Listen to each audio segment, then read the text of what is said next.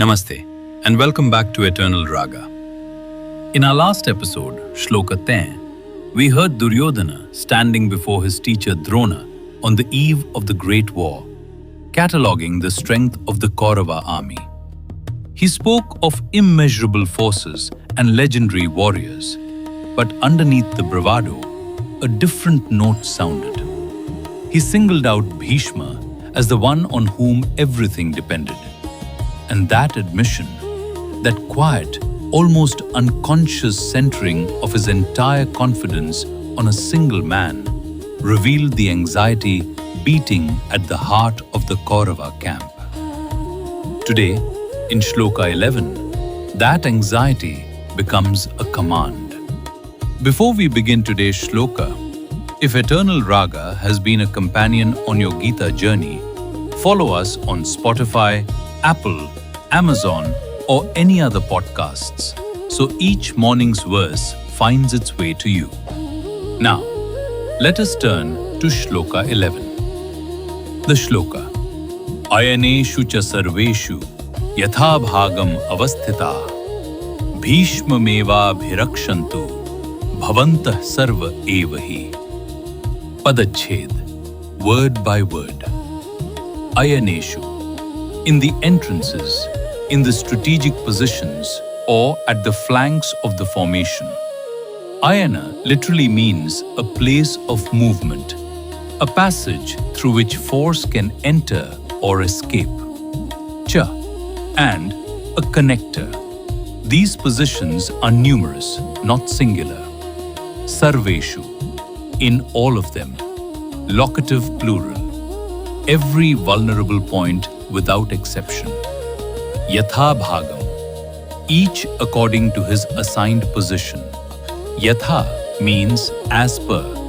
Bhaga means portion or share. Every warrior in his designated place. Avasthita, stationed or standing firm. Past participle of ava plus stha, meaning to stand, to be established. These warriors are already positioned. Bhishma, accusative singular.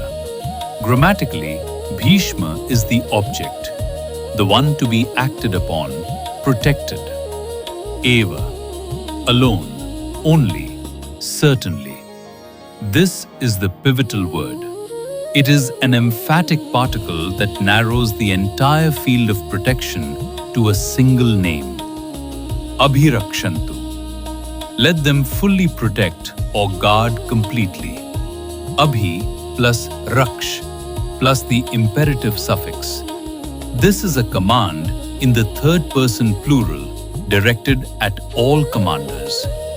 Bhavanta, all of you. An honorific plural, respectful in address. Duryodhana commands, but does so with courtesy. Sarve, all, reinforces bhavanta. Not some of you, not most of you, all. Evahi, certainly, indeed, most definitely. A double emphatic.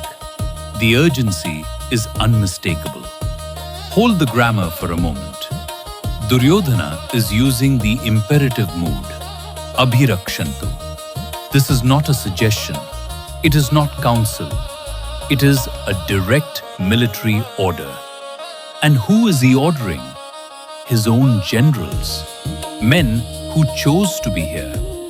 The very fact that he must explicitly command them to protect Bhishma is itself the telling detail.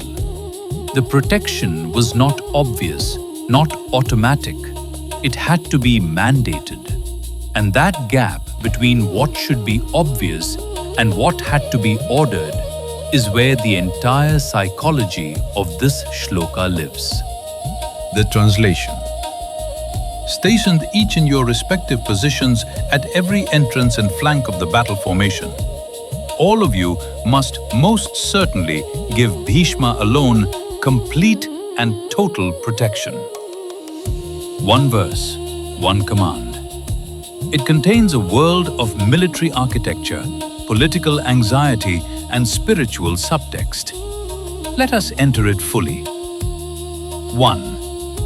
Shankaracharya, the pillar and its shadow. Adi Shankaracharya, approaching this shloka through the lens of Advaita Vedanta, draws our attention not to the military logistics, but to the philosophical error embedded in Duryodhana's thinking. Shankaracharya notes that the word ayanesu, the entrances, the approach points, describes the formation from the perspective of vulnerability. Duryodhana has mentally mapped every point where his army could be pierced. He has thought deeply about loss, about breach, about what could go wrong. And then, instead of addressing the systemic vulnerability of his formation, he issues one instruction: protect this one man. For Shankaracharya, this is avidya, spiritual ignorance, operating at the level of military strategy. Bhishma is not the ultimate source of strength. The ultimate source of strength in Advaita understanding is the undivided self, Atman, which requires no external pillar for its stability.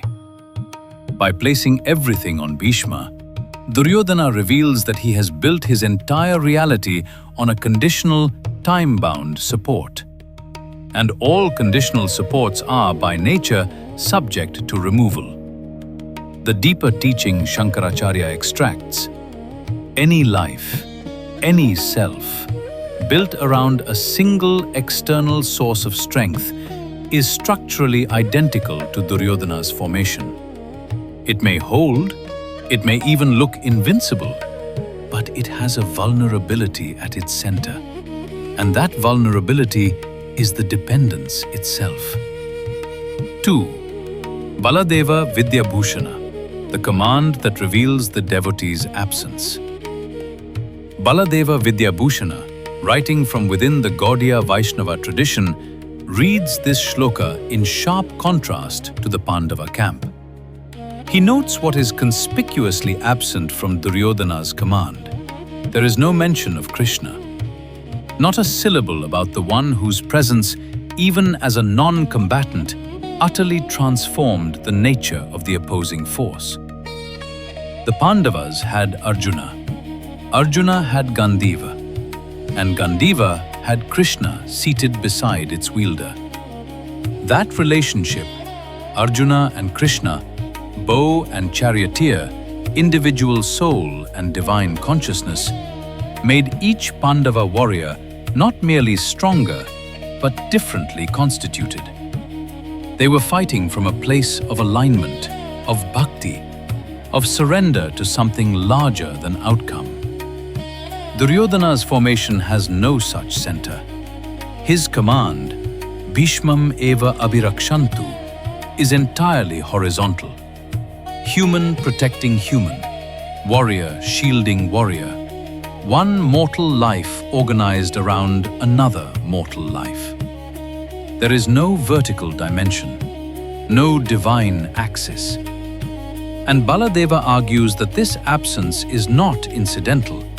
It is the theological root of the Kaurava defeat. An army without a transcendent center is an army whose morale is entirely contingent on human factors: health, luck, courage on a given day. When those factors waver, and they always waver, the formation collapses from within. This is why Duryodhana's Eva, alone, only Bhishma, is so poignant to Baladeva. Not only is he wrong tactically, he is wrong spiritually. He has no idea what true protection looks like. 3. Abhinavagupta, fear as a doorway. Abhinavagupta, the brilliant 10th century philosopher of Kashmir Shaivism, brings a remarkably different and more compassionate reading.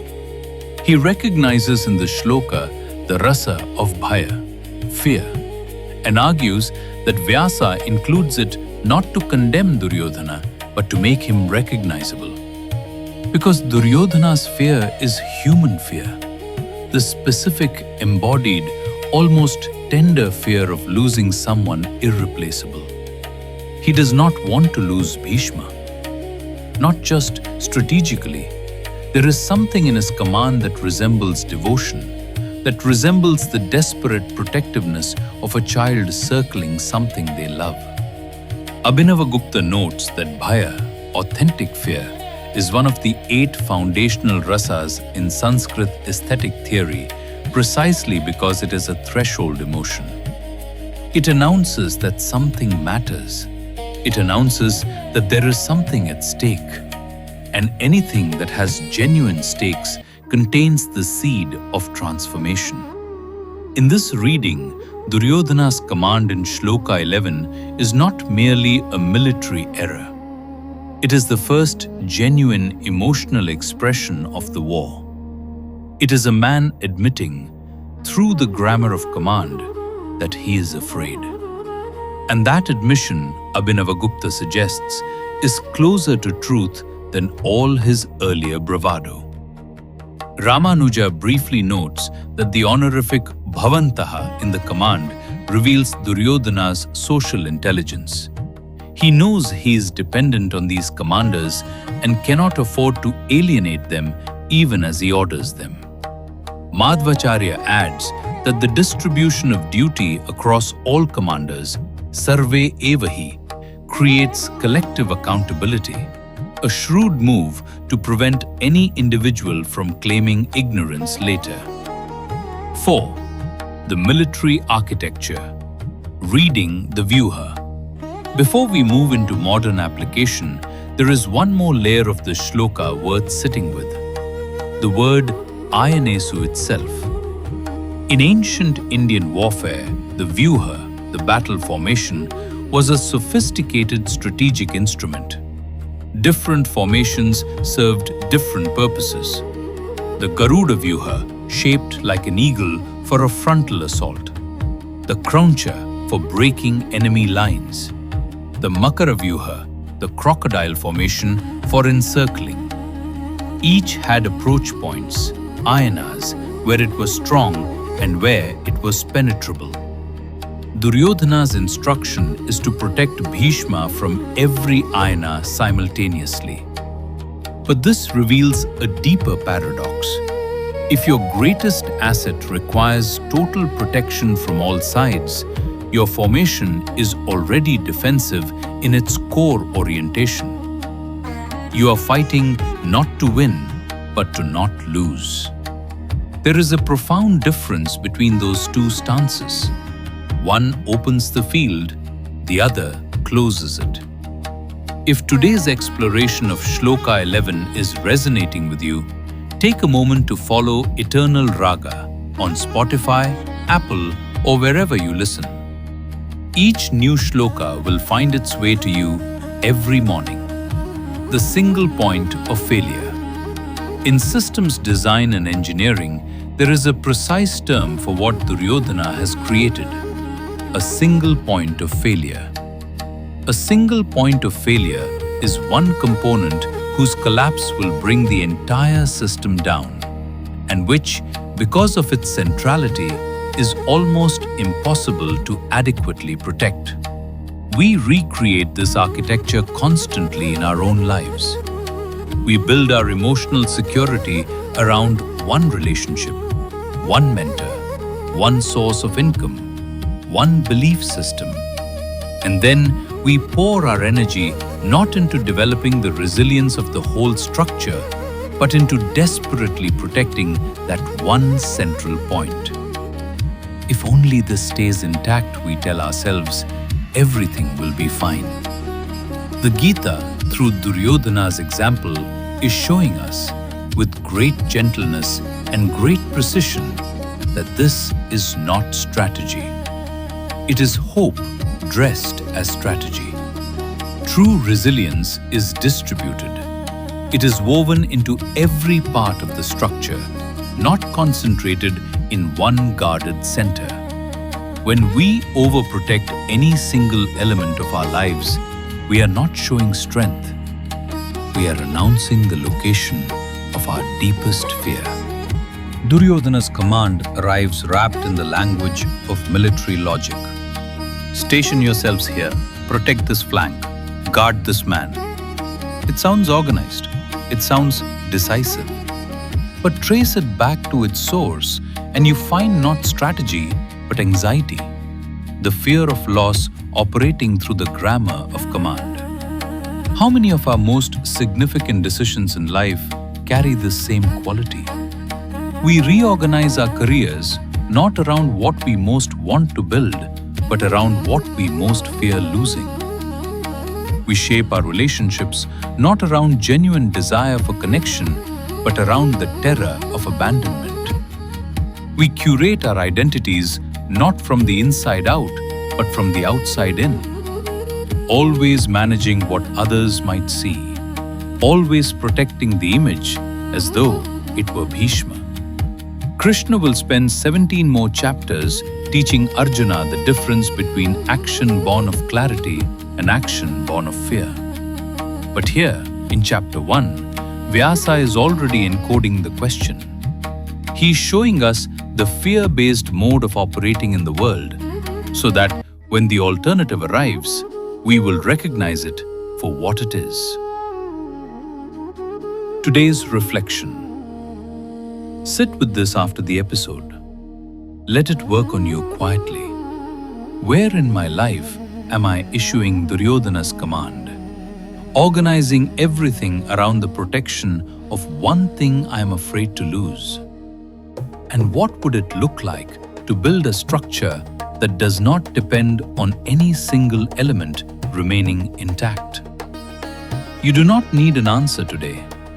Let the question breathe in you the way incense moves through a still room. Slowly, thoroughly, without urgency. Coming up next, Sloka 12. In Sloka 12, the battlefield finally speaks. Not through words, not through commands, but through sound. Bhishma himself answers Duryodhana's anxiety. He raises his conch shell, roars a lion's roar, and blows. We will explore what it means when an elder does not reassure but acts, and what the sound of that ancient conch still carries across 3,000 years into this very morning. Join me for episode 12 of Eternal Raga's Bhagavad Gita series. Thank you for walking this path with me today. Thank you for the gift of your attention, your quiet, your willingness to sit with these words and let them ask their questions. If Eternal Raga has found its place in your mornings, share it, just with one person who might need it. And a review on Apple Podcasts or Spotify means more than you know. It is how others find their way here. Until Sloka 12, may your decisions arise from clarity, not fear. May what you protect be truly worth protecting. And may your heart, beneath all the commands and all the strategies, remain always quietly at peace. Om Shanti, Shanti, Shanti. Eternal Raga, where wisdom meets peace.